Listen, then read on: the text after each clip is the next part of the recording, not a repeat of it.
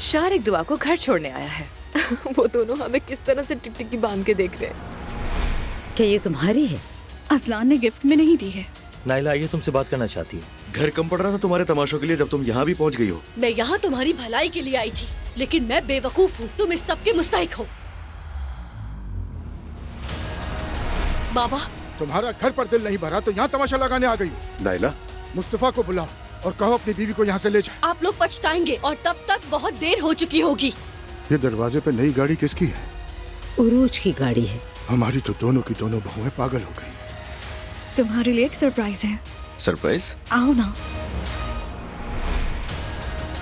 Surprise, मैंने नई गाड़ी ले ली।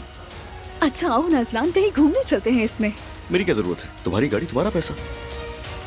मेरी बात पे कोई यकीन नहीं करेगा, पर मैं ये बोझ अपने कंधों से उतारना चाहती हूँ। उरूज उमर अंकल के साथ रिलेशन में है।